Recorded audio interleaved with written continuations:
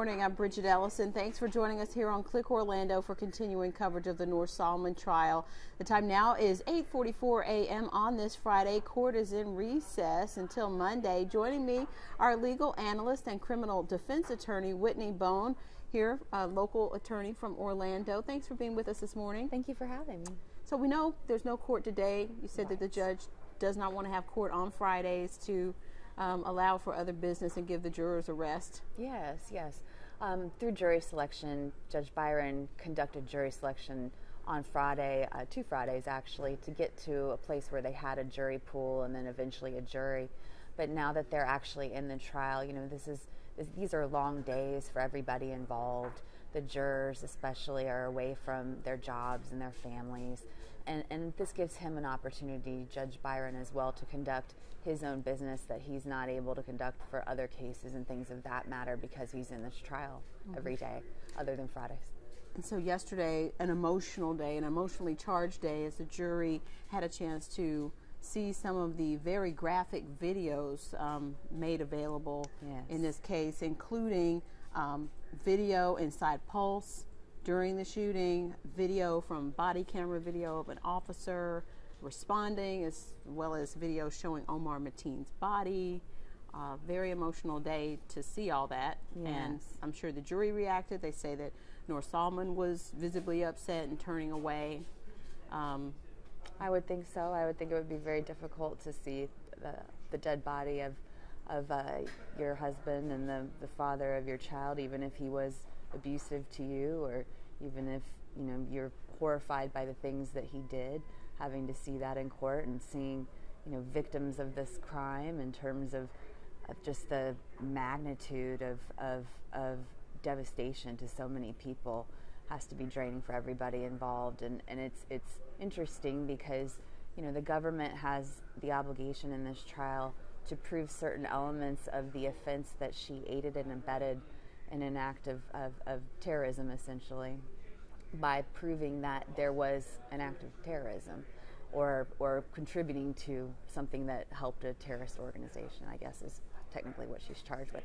So they have to prove that this occurred. In other words, that there was the Pulse incident and that it did happen. But it's a fine line between proving those elements and having testimony to say, as law enforcement, we responded, this is what occurred, this is who the suspect was, this is what he did, yada yada, and then also showing all the graphic depictions of that. It certainly sets the scene. It sets a scene, but it's a fine line in terms of whether or not it goes too far in making this about emotion versus about, are the elements of the crime proven to a jury and they have adequate testimony to be able to weigh whether or not the government has proof. I don't think anyone really actually does dispute that Pulse happened. I don't think that's what so they're establishing the visuals here for everyone. Yes. With this footage that's graphic and many people never before seen video for people to see, to give them an idea of just how gruesome this was and the 49 people who were killed in this act of terror. But like you said, and moving forward, how does Noor Salman fit into possibly aiding and abetting her husband in all this? Yes. And that's where the holes are, you say? Well, yes. I mean, what's interesting is they're showing videos of body cameras worn by law enforcement officers who responded to Pulse, but what you're not going to see in this trial is body cameras worn by law enforcement officers who interrogated Noor Salman. And that's what's so interesting to me. Absolutely, to me as well, because what we have is a lot of reliance on statements that she supposedly made to law enforcement.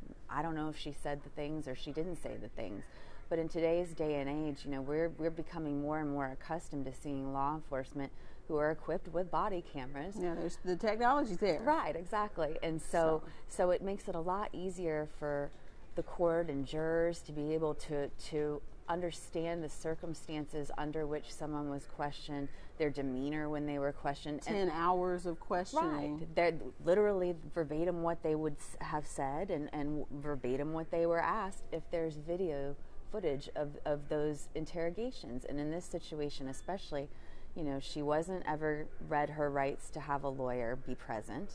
That's been raised obviously prior to the trial by the defense and in a way to try to exclude her statement from being heard by the jury. That was denied by the judge for legal reasons, basically saying the judge decided she wasn't in custody and she didn't have to have her rights read to her at that time. However, those are all factors that play on the juries deciding whether or not they have adequate evidence of this crime, because the government's relying on things that they said she said, but there's no videos of these things. You're not going to see that. The jury's not going to see that. Do you see Monday, when court resumes, them continuing in this setting the scene, or going on to the statements and the witness statements tied to Ms. Salman's involvement? I believe yesterday there was already some testimony from law enforcement with regard to Ms. Salman's demeanor and maybe some of her statements to law enforcement during their interrogations. There was something notable in the trial, I guess, where for whatever reason Ms. Salman was discussing her emotions and her reactions to some of the testimony from an FBI agent, and specifically was heard to have said, you know, he's lying, in reference to something an FBI agent said, which is interesting because that's a conversation between her and her lawyer, but I guess somehow that was picked up on a microphone or was overheard, and so I think some changes have been made in the courtroom as a result. But certainly, I know that that's obviously a major part of this trial that the government's going to be relying on in terms of what she said, supposedly, according to law enforcement during their interrogation. Okay, well, I think that will do it for now. Whitney Bone, criminal defense attorney, our legal analyst today. Thank you for joining us. Thanks for having me. We will be back here on clickorlando.com under the Noor Salman trial with another update at 12:30. But again, court resumes on Monday, and we hope that you'll join us for more coverage right here on clickorlando.com. I'm Bridget Ellison.